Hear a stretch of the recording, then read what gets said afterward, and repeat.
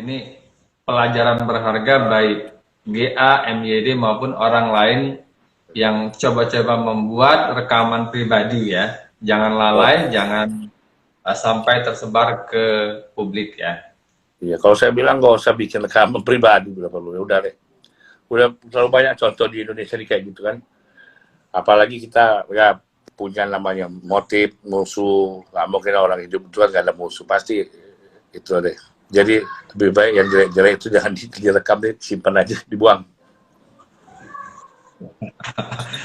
Jadi tidak perlu merekam-rekam adegan seperti itu Iya karena kan? akan berbahaya di kemudian hari. Iya, bukan hal berbahaya, kita kan hancur masa depan kita, seumur hidup mas. Iya kan, memang ada dulu beberapa film porno juga, tapi ada yang nggak disidik polisi, memang karena tidak ada yang usil. Nah, justru kalau yang selebriti ini, udah tahu selebriti yang nggak semacam-macam kayak maksud saya, gampang banget itu. Nah, bukan hanya GA dan MYD yang mempunyai rekaman seperti ini sebenarnya. Ada juga orang biasa. Tapi kenapa perkaranya tidak mencuat, Bro Aga? Ya nanti kan kalau itu kamu tanya, mas tanya aja ke polisi, polisi pasti akan ngomong ya kita keahlian kita apa kemampuan kita cukup di kasus-kasus yang menarik aja mas, karena kan menarik kita lihat. Dan polisi kan nggak mungkin mau dia disuruh ke seluruh Indonesia ditangkapin semua. Pasti kan apa sumber daya manusia polisi sudah cukup. Nah itu kadang-kadang kita merasa hukum tebang pilih ya. Di situ juga kita harus merasa prihatin juga. Yeah. Kalau mau lihat Indonesia banyak film-film porno yang beredar kan yang dibikin dari apa ABG yang di kampung atau apa kan, tapi nggak ada yang diusut kan.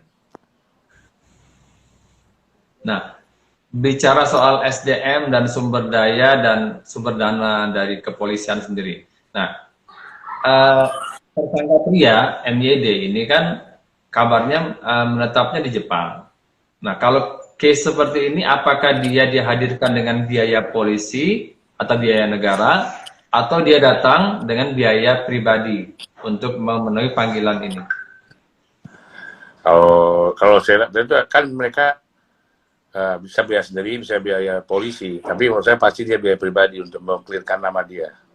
Tapi kalau dia datang ke Jepang beneran. Hari ini ya, infonya mas. Benar dia datang. Iya, hari ini dia sudah diperiksa, sudah memenuhi panggilan, masih dalam proses pemeriksaan. Masih berjalan, belum selesai. MYD diperiksa oleh kepolisian. Tadi jam 10 dia datang, jam 10 pagi. Ya lah, kita doain aja lah. Dia bisa keluar dengan baik. Karena GA belum bisa menghadiri panggilan sebagai tersangka, apa yang akan dilakukan oleh polisi berikutnya? Dia harus hadir kan dua di tempat tersangka mas. Jadi dia mau nggak mau tetap harus diperiksa, dan keterangan tersangka itu tidak berkaitan satu sama lain karena polisi sudah punya bukti-bukti lain. Nah, apakah polisi akan kembali memanggil GA karena dia belum hadir hari ini? Udah pasti. Sesuai ketentuan undang-undang, tersangka kalau tidak datang hari ini juga langsung terbitin surat panggilan untuk 3 hari ke depan. Saya juga tidak tahu kenapa dia tidak datang. Ya. Harusnya kalau mau datang bareng-bareng mungkin lebih cepat selesai. Betul. Sesuai aturan hukum yang ada, berapa kali pemanggilan sampai dia bisa tidak berhalangan hadir itu berapa kali normatifnya pemanggilan dilakukan? 3 kali. 3 kali. Iya.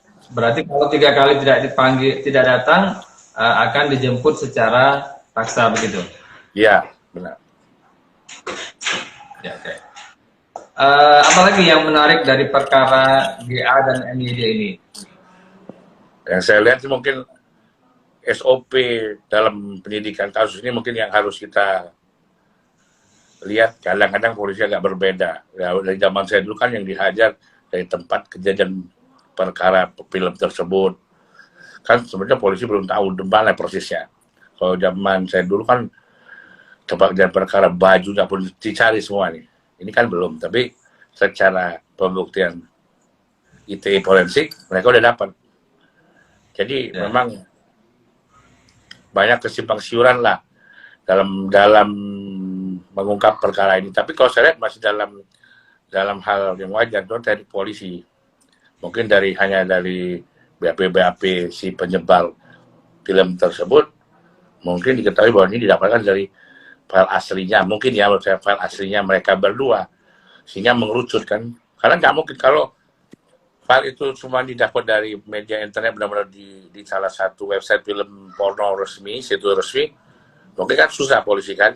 Ini mungkin diambil dari salah satu gadgetnya tersangka 2 itu, Mas, kalau saya lihat. Biasanya gitu kan, kalau digital itu kelihatannya di situ. Gampang jadi. Iya, dalam kasus ini kan hampir tidak mungkin pelaku dalam hal ini yang diduga GA ataupun MYD menyebarkan video ini kan. Ada orang ketiga yang usil, yang berusaha mengunggah. Nah, menurut salah seorang pakar telematika, diduga ini diunggah oleh orang lain dan durasinya pun dipotong, tidak hanya 19 detik. Jadi rekaman itu lebih dari 19 detik, tapi yang dia unggah cuman 19 detik ini gitu. Nah, kalau kita komparasi dengan sebelumnya yang Bung Aga tangani, artis berinisial A yang tempo hari sudah tuntas perkaranya, itu seperti apa ini? Itu kan bukan mau durasi mau apa, Mas. Yang penting pembuktiannya itu pasti di daftar itu dapat dari si tersangka itu tidak. Ya kan, kalau peran pribadi ya, karena kan file ini pribadi sifatnya. Nah, kalau waktu zaman saya dulu, filenya itu tidak dapatkan itu dari kalangan klien saya sendiri, tapi ada yang harus berhasil lalai. Agak lucu, tapi ya kita terima aja lah. Yeah. Karena efeknya udah benar-benar efeknya udah drastis bener. Apalagi film porno kalau melibatkan selebriti ini memang merusak banget kalau saya lihat. Jadi lebih baik dia dituntaskan aja, tapi SOP-nya mohon dibenerin aja lah saya lihat.